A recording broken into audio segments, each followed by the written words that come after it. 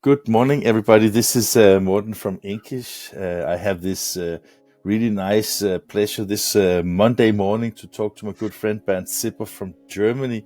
So, good morning and welcome on Inkish, Bernd. Yeah, good morning. So it's pretty unholy time you're asking me to to answer some questions. But anyway, we can go ahead. So I'm well prepared.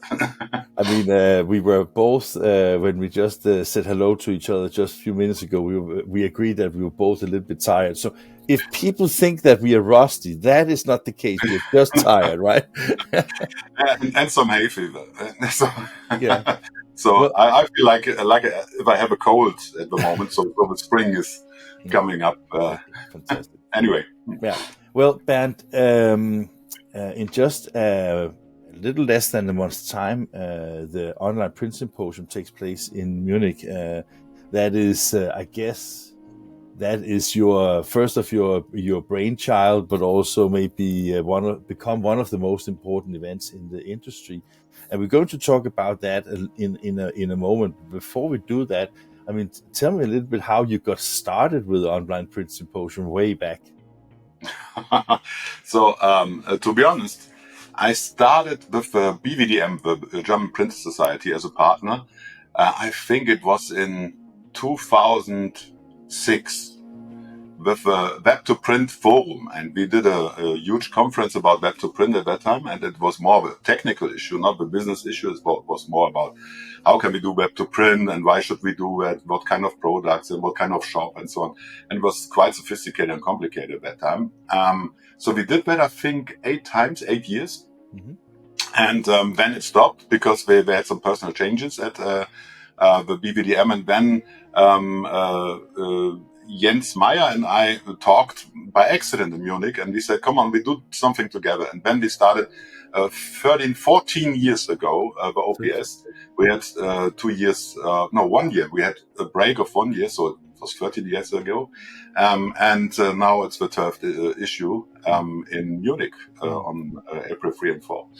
What I like about the Online Print Symposium, and I have given you credit for that many times, is that, as you said, the technical conference was the very beginning, but today it's about business models. It's about promoting also the smart new business that you see popping up. So I would say that you are kind of, let's say, also identifying trends in the market, or is that completely wrong to say? No, that's exactly the idea of OPS. OPS is not only, how can I say, an overview about the global market. Yes, it is, and yes, of course, you can talk to people from all over the world, because we are really joining the OPS to exchange thoughts about online print and the different business models. It's also about market development. We always have some startups there, and we are very picky by choosing these startups. They have some products, they have some business models. So we have several ideas about how to bring new ideas into that. But as well, we also see some trend areas. For example, one thing now is, since we are all in the red ocean with our offerings in online print, how can we better? How can be our service better? And it's not all AI. It's not all about I set up a chatbot who's clever now. No, it's also about customer centricity. And how can we bring that idea more into our team? It's not about that the management needs to say, "Oh, we need some customer centricity." No, it's all how can I do that with my team, and how can I develop a mindset on this? It's very important, and as well, how can I use AI for that? And as well, how can I use that to enlarge my business model in new areas like social selling? And social selling, for example, is one of the most successful part right now, because the online print industry has no offerings in mass customization. You might not believe that. And so what I happened? found that almost Yeah, impossible to believe, and, actually, and you because know that's what been the happens now? preach for several years, right? Yeah, but I preached that since 20 years. So, and now the customers want that, and there are no offerings. And so at the end, the customers go to platforms like Etsy. And Etsy is quite successful. Or, for example, you have the influencer selling, social selling. And we have Rick Assis, for example, a guy on stage at OPS, and he just did some, how can I say, some jumps and moves, and developed a community, when he developed several brands, when he developed several products. And nowadays he has 2.1 million followers on YouTube. Wow. Wow. And I think 3.5 at TikTok. And they are following him and buying his products. And he will share his story with us. And there's another guy, Florian Hohmeier, and he says social commerce without any bullshit, because all we see from printers, even good and successful online printers, except Vistaprint, to be honest. But if I see all these guys, what they are doing, that's not social selling, that's social blaming. Because they say, oh, we have a new machine. Oh, we have 2 new machines. Oh, there's a customer. He's very successful with our new machine. And this doesn't work.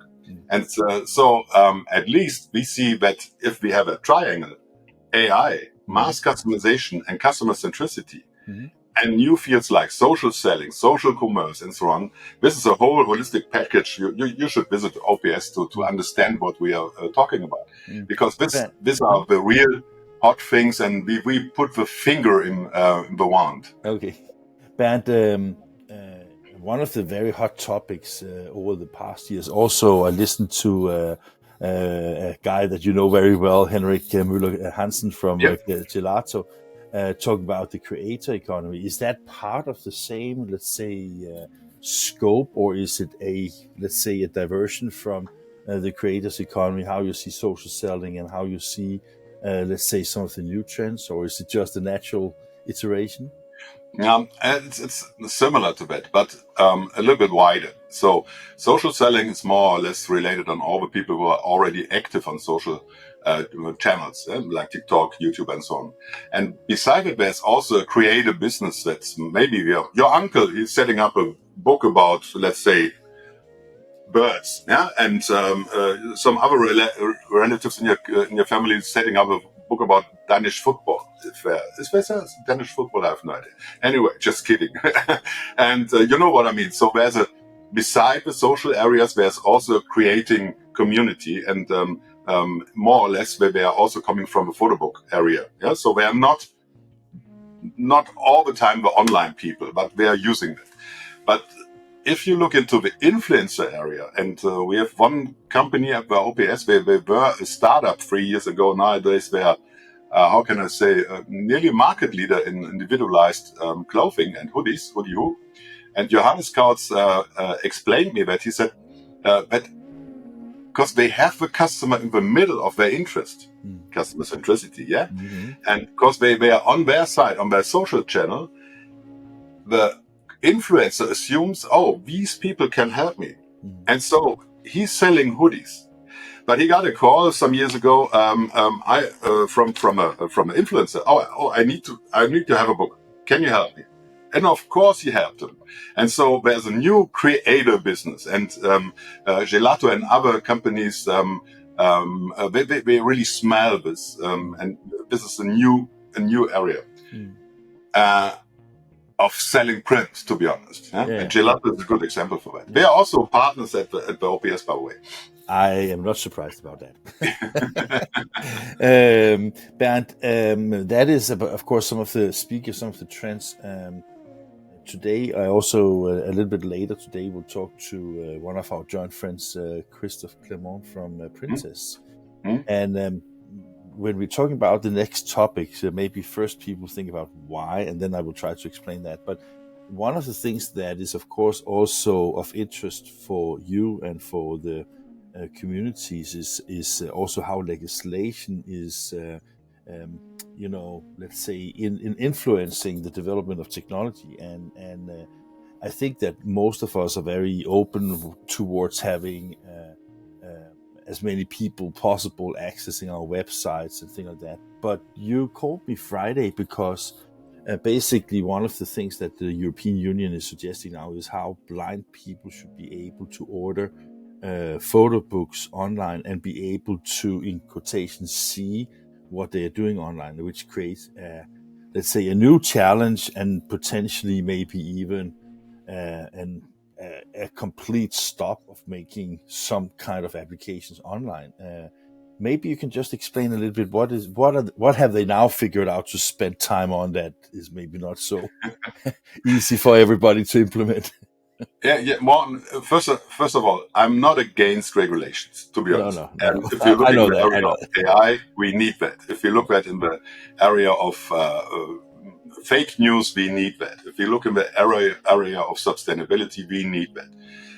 And also, if you look in the area of accessibility, yeah, if people are blind, if they have other handicaps, we need to help them to also to use online and to use online print and to order something and to configure something. Of course. Yeah. And so, and to be honest, most of the government websites, they has to be accessible right now since years.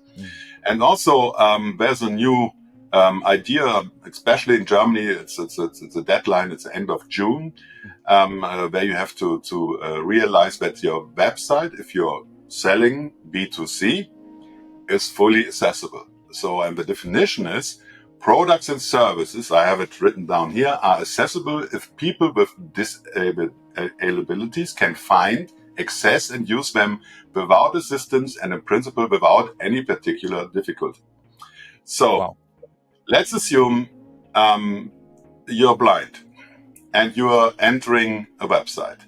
When if you're online, you normally have your environment on your computer. You have a speaking system, you have an explaining system, and so on. And there's a technology that helps you to browse a little bit. In future, it has to be, how can I say, if you sell something B2C, you have to make sure that everyone who's disabled can access to your website and configure the product. So, and if I have now, let's say, a business card, it's relatively easy to translate that. So it's the size, and I can talk to the computer. I can use AI. Oh, I need a business card. It looks like that. This, and this. But if we come now in the area of web to print, I want that logo and I want that name here and so on. I want the font and this and this and this and this position. Is difficult. Definitely. And so now we don't have any definition. Do we also have to make our web to print editors accessibility to give a full accessibility, or is it some kind of stop somewhere? Or is it the end of web to print because it's not possible to serve that or to give it to web to be end customers? And that's an issue. And so we will have a discussion on OPS about that with a lawyer of the initiative Online Print. I'm the president of this fancy group. And I love these people because they are so many people on one table. If we are coming together with different variations of online print, it's like a world conference all the time. So anyway, but Dr. Martin Schirmbacher will help us to define a little bit what does that mean accessibility by law, because every European country has to solve this issue, and not next year, this year. Yeah. And it's not an issue about the fine. The fine is not very high, but all the people who are sending you invoices, if you're not in the right competition rules, and the lawyers who already had their new business with that, they will jump into that because accessibility is one big picture, one big issue. And so I see if we now, as the online print community, find a definition for that and find an offering for that, let's say something like a technology with AI that helps us in this area. You can talk to Christophe Clement this afternoon exactly about that point. And I think that's an opportunity, but we have to talk about it, and we have to do that now, because, to be honest, no one had that on the screen in the beginning of this year. Yeah. And just to let the audience also understand a little bit what we are talking about here is obviously if you make a photo book, and we use that as an example, but it goes for all kind of printed products, then basically it is not okay just to say, here's a business card, type in your name and address. Basically, it's also explaining what you're already doing on screen. So for example, imagine that you have a photo book with hundreds of images. It's not good enough to say, here is a photo on page 4, there's a photo on page 5. You need to be able to explain, at least in general terms, what the photo is about, so it can be recognized by a blind person, or remember, people with other disabilities. And one of the things that you told me Friday, which I think is just one moment. There's another thing. Mhm. If you have pictures in your online shop Mhm.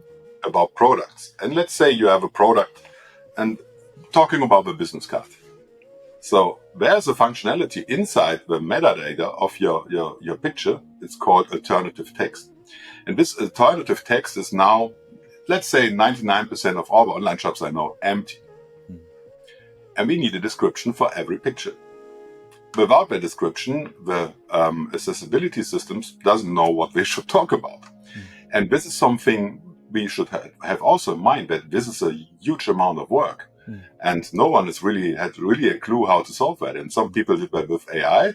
So they loaded up the pictures and said, give me a description about that picture. But believe me, 90% it's not enough. It has to be 100% what you see on the picture. And the description has to be right by 100%. So this is also for all the normal shops a huge issue to solve this problem. Yeah. And that leads me to what I wanted to say, because one of the things that we spoke about Friday was that, I mean, if every shop in the world starts to having their own, let's say, wordings of what is recognized in a photo, Yeah. it becomes a almost impossible challenge also when it comes to translations, and to have that accuracy of description. As you're sitting with the same background as when we spoke Friday, you can describe as here is a man sitting in front of a concrete background. But it could also be even more specific, that here is a man with glasses, a beard, a black shirt on a concrete background. I mean, I think that everybody listening to this understand the complexity of this, and therefore, what Bernd is also suggesting is some kind of, I would say, almost like a taxonomy for description of photos. So we not just have a taxonomy of grouping our products, but we get more and more into having the same wording. So male, black shirt on concrete background, just to give an example on how you can basically have something that is so generic that it's not wrong. I guess that when you say 100% accurate, basically means that it doesn't mean to be 100% fulfilling what's in the photo, but it just needs to be 100% true what it says. Exactly. Yeah. And, in times of fake news and all this creepy things that we have in our lives, we have to make sure that we are not spreading out, unreal information. Yeah. And especially if the people are depending on what we are doing.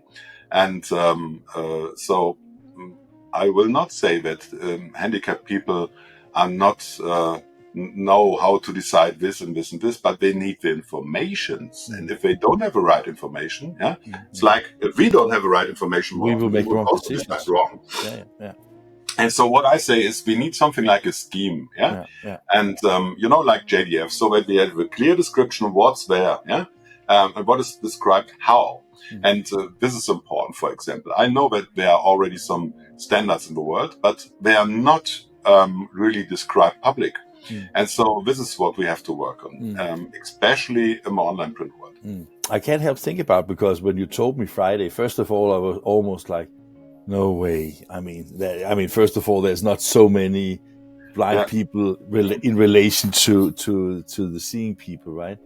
And then I was like, okay. I think it's fair and square that there is some kind of, let's say, regulations for this. And when I spoke to my wife in the evening, I was like, it's also a little bit crazy to think of. I'm sorry, maybe I'm prejudiced here, but I was thinking that kind of strange that a blind person really feel a really, really big urge to make a photo book, right? I mean, I would maybe do some singing instead, or something other creative things, just to elaborate on why this is, because it can be very expensive if it needs to be. And I was almost like, okay, we have to give up on this one. We have to talk to legislations about exemptions. But then you were like, nah, maybe we actually have solutions. And that's why you said I should also talk to Christophe Clermont. And for those who don't know him, he was together with the other Christophe Schacht, the inventors of Direct Smile years ago. And they have, since they came back from e-productivity, they have created a German company called Printtest that is actually very smart. I think that people from outside maybe just look at it as a simple online web editor, but I think they have done something very smart. Maybe you can elaborate a little bit why you think Christoph is good talking to in this context, Bernd. Christoph understood, both Christophs understood one thing: pictures. Yeah. How pictures work, how pictures can be manipulated, developed, created, generated. And then we understood how geometry in advertisement and in ads and in all the printed stuff works. And then we put that together. And by that, they understood very early how to use AI. And not AI as a bullshit factor, or that means, oh, it's so great to have AI. No, as part of a model of the engine. And so he understood the basic needs of schemes. He understood that we need a solution, because it's not the question of how many blind people will order a photo book. No. This is a methodology, basically. Yeah, and it's about what is the difference between the free world and a non-free world. Yeah. The free world is that everyone who's in the boat, we carry him. Precisely. Yeah. And this is the right, and this is the reason I love democracy, even if it's very complicated, and if I'm not always in the opinion of a lot of people, but it's cool that we have opportunity, and we are still a rich country. We are still a rich community. We should help everyone who's in the boat. Point. So, and Christoph has both Christophs have the same opinion, because we say, come on, if we have some technology and editing technology like printers, why don't we do more? And believe me or not, at OPS they will unveil something really new, but I'm sure he will give you some rumors this afternoon. Fantastic. So basically what was, and of course there's a timing issue that is of course challenging us a little bit right now, but as you say, it starts with metadata, it starts with standardization if possible. It has like also because we have in Europe 28 languages to take care of, so there's a language and translation issue that needs to be handled as well. And then of course there's an implementation and technical things, but I was very pleased that you actually didn't see it as a big problem as I did initially, probably because you have worked with it for some time now. But does that mean, Brad, that if we get into this and understand, let's say the taxonomy of and the structures of this, then it will be something that can be relatively simply installed as a, let's say, kind of a plug-in to existing MIS systems and web online solutions, or do you think it will require a lot of work to implement? Yes, it will be a lot of work, because we need, first of all, we need a structure, we need a product around that, we need a public access to the product, or we have hundreds of individual solutions of online shop providers, web to print editor providers, or whatever. So we need to find together to define how accessibility in print can be. And there are two areas I'm a little bit angry about, to be honest. One point is, we see how weak the lobby of print is in Europe, and they did not talk with us before. Yeah, this is point number one. I'm not talking about the initiative Online Print, I'm talking about the printer societies. Yeah. And maybe we talk to Intergraph and BVDM and all the other societies or printed organizations. But at the end, no one really listened, because this act, how they define it right now, how they say that the accessibility has to be solved right now, we have some exceptions and we have some ideas how it can be, but at the end, if you're doing B2C, you have to do that. And the second point I'm angry with is that we have solutions in the market, but no one is talking about. No one is putting the finger in the wound and telling the people, this is what we have to make sure that it works. And the third thing I see is that the online print industry is sleeping about that. So we talked about that, and we had a meeting with our lawyer, Mr. Martin Schirmbacher, and Martin said, he expected more people, because if he did the same meeting with a e-commerce community, and he said we had hundreds of people sitting there, and in online print were some kind of sleepy. So, and I see a very critical development. So the technical thing is easy because the technology is there, but at this point there's no supplier who can do that. We don't have a special layer to use that as a universal tool. For example, assume someone is developing a accessibility kit, and you can put that on your editor, put that on your website, and then you can connect to DeepL and all the translation services and description services and the language services, of course, behind that. And believe me, we have more than 27 languages in Europe. Yeah. But it was just European Union I was thinking of as a number of member states. So yeah, I know that. Yeah, exactly. But it's very important that we need a service on that, and it's the technology is there. The point is who is doing that. Yeah, I understand why you are a little bit kind of upset on it, because I mean it's as you say, it's part of our democracy heritage is basically always to handle people that are the weaker people in a society, and that is whether it's a handicap or it is a readability. I mean, there can be so many issues that needs to be addressed. I was wondering, because I mean, you work with the online communities for years now. Do you see that there is I'm not speaking about like revenue and growth potential, but do you think there is like a flatten out in the, if you have a typical business model, a business plan, business company life cycle, you typically see there's a huge interest in everything new, and everybody's developing, and then you come to this flatten out where it becomes more like business as usual. Is that where we are right now? And then maybe not this in itself, but AI and creator economy, and also the social selling, as you spoke about, is that for the next generation where it will really kick off? This is exactly what I'm talking about in my keynote at BOP, the Belgium online print event, and also on OPS. I'm talking about exactly this point, because I would say the gold digging times are done. So it's really an issue that we see that if you have a normal online print shop, without social channels, without, let's say, an attractive price or attractive service model, probably nothing will happen. And you're in the same problem area like a normal printer shop is, because you don't get the audience, you don't get the customers. And as well, no one really understands that it's not the point anymore that I'm open up an online shop and doing some Google SEO and be that on that trial that, right? No. And so I'm always talking about the black, the blue and the red ocean. So the red ocean is always about pricing. And so we see the big manufacturers like Vista, like Wirmahandruck, like Flyer Alarm, like online printers. They make money and they have good and attractive prices.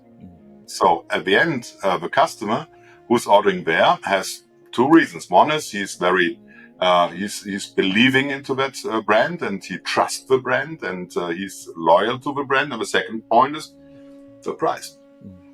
So if you and I set up now an online print shop, what would be the reason that the people buy with us? Because they trust us. Yeah. So the second thing can be that we have a special service model. Let's say same-day delivery. The other thing can be you're doing videos like hell. So I can reach my audience.